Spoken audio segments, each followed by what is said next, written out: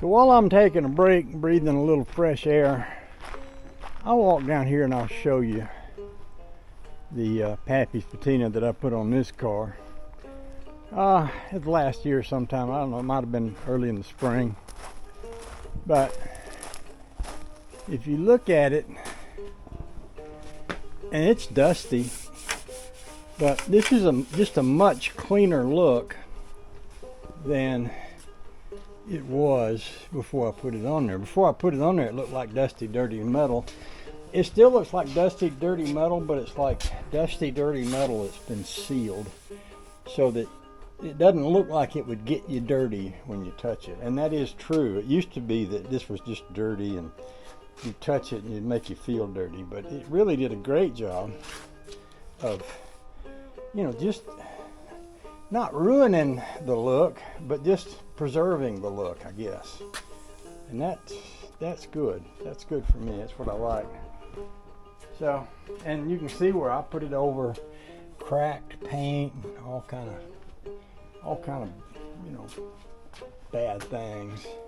But it worked good. So, yeah, just wanted to show you that. Anybody starts telling you Patina ain't no good, you just slap them. Just slap them.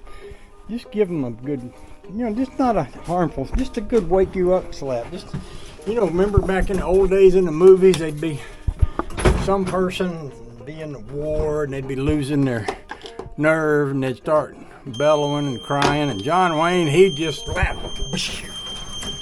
And the guy'd say, oh, thanks, I needed that. Yeah, so if anybody starts giving you bad mouth about Patina, you just slap them. Tell them John Wayne said so. Tell them John Wayne said it was all right. Yeah, if they don't buy that, you tell them I said it was all right. They hear me saying it. They'll know we're serious. That's what I'm saying here.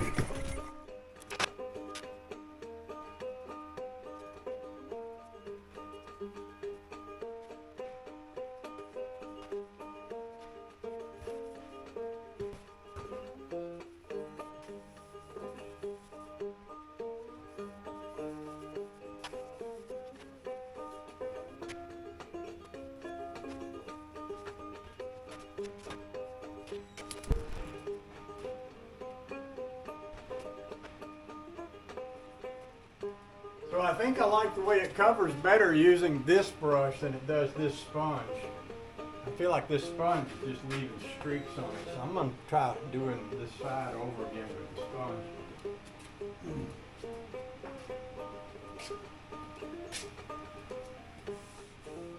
Maybe I should rub off a little bit of what I got on the sponge anyway, rather than have to go to waste.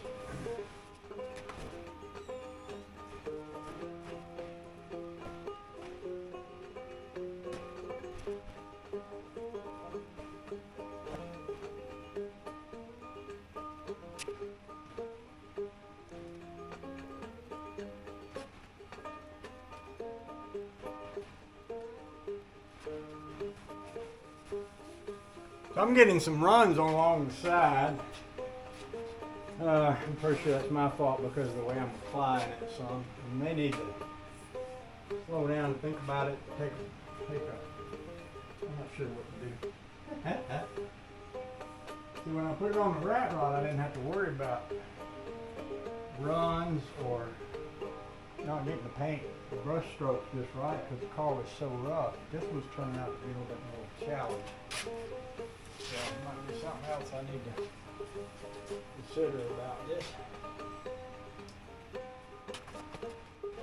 On the other hand, maybe I should just keep going, Get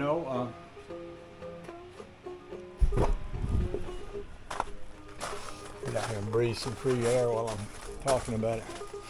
Maybe what I should do is just go all the way down the side the way I'm going, and if it's going to run, let it run till it runs out down below. That's what my dad used to do when he'd be painting the car. Sometimes he'd get a run and he'd say you got to run it all the way off the car. I don't know how this is going to dry. I don't know if it's going to smooth out or not. I guess it's all a learning process, ain't it? Not too much to lose here. She didn't look like much to start with, right? Alright, so let's try that. I think I'll start at the back and just go all the way down the side.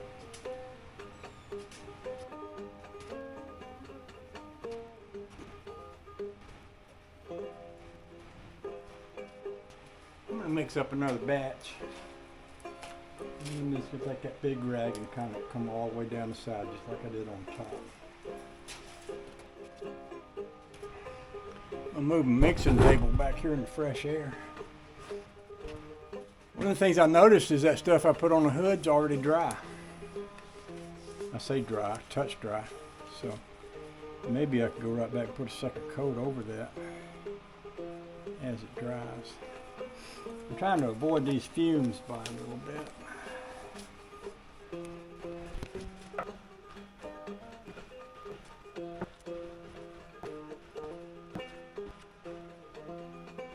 Kind of like the mad scientist thing going on right here, you know.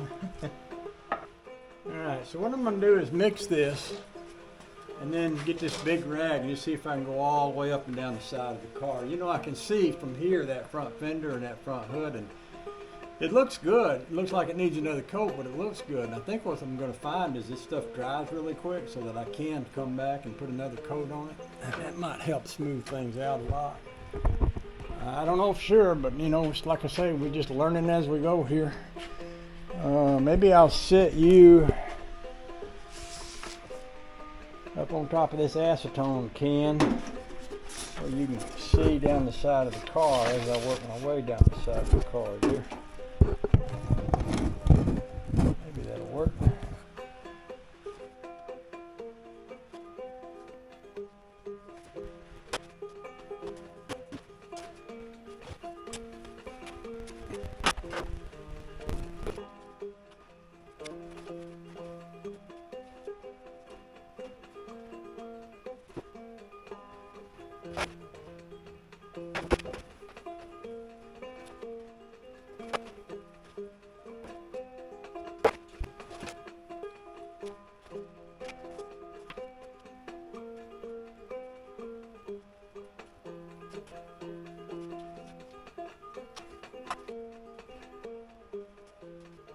Okay, so here's the deal.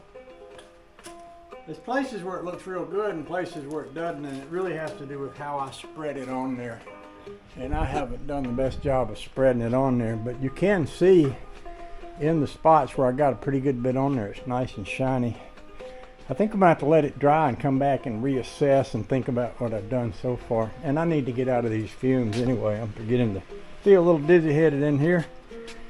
And my gloves kept falling apart, so I wound up getting it all over my hands. So I'm gonna go in and wash up and just breathe some fresh air for a little while, let that sit. We'll come back and have a look at it again later.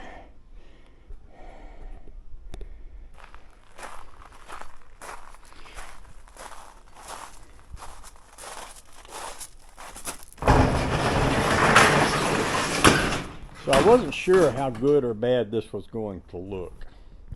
And then I didn't do this back side because I couldn't get back here. But when I came out and opened the door and saw that, you can clearly tell where the Pappy's Patina got applied and where it didn't. And to me, that shiny looking part is better. If it be smoothed out, that'd be even better.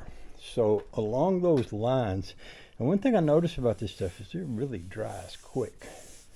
But along those lines, one of the things they talked about in some of the application things was where people would paint them and then sand them lightly and then paint them again. And back when we used to do woodwork, we used to do the same thing. When we would apply lacquer to wood, we would paint it. The lacquer would raise the grain. So we'd sand the grain down and paint it again. Every time they did that, it got smoother. Where the heck was I going with that? Anyway, sometimes I find myself talking and wonder, what road did you start down there, my friend?